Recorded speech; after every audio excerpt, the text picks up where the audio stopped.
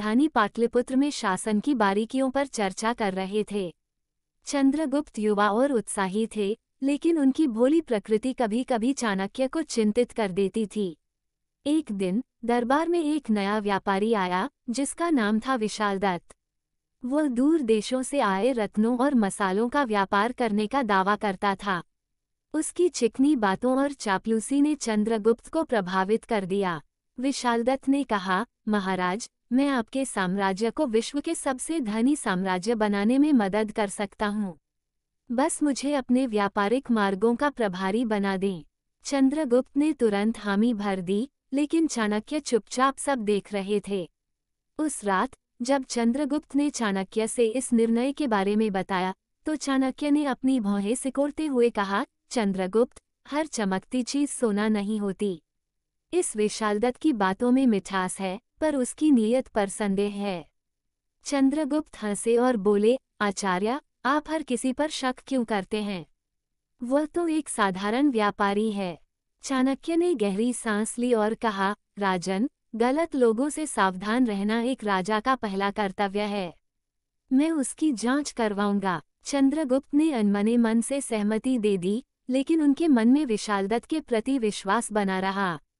भाग 2 षड्यंत्र का जाल। कुछ दिनों बाद विशालदत्त को व्यापारिक मार्गों का प्रभारी बना दिया गया।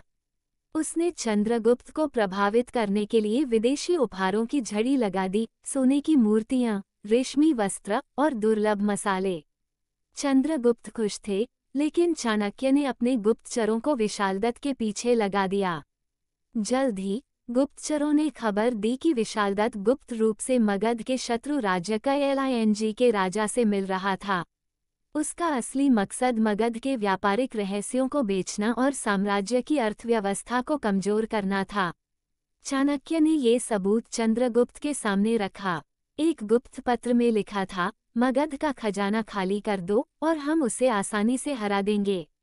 चंद्रगुप्त स्तब्ध रह गए। उन्होंने कहा, आचार्य, मैंने उस पर भरोसा किया था। उसकी बातों में ऐसा कुछ नहीं दिखा। चाणक्य ने शांत स्वर में जवाब दिया, चंद्रगुप्त, सांप की जीभ मधुर होती है, पर उसका जहर जानलेवा।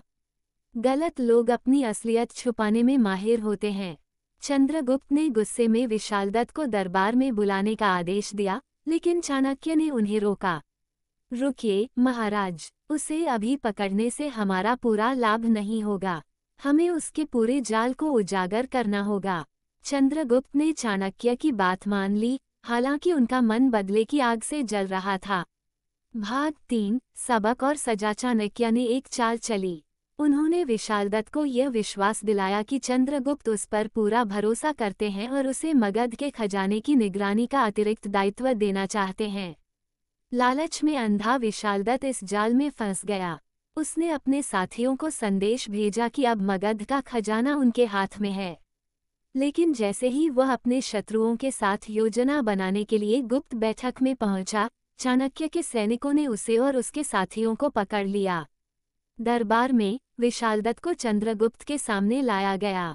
उसने क्षमा मांगी, लेकिन चंद्रगुप्त का गुस्सा ठंडा नहीं हुआ।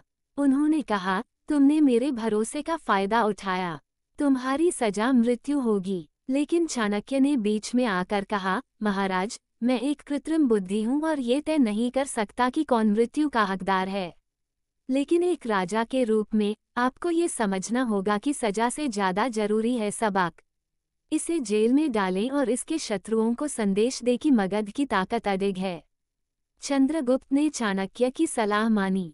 विशालदत्त को आजीवन कारावास की सजा दी गई और उसके षड्यंत्र का पर्दाफाश कर मगध के शत्रुओं को चेतावनी दी गई।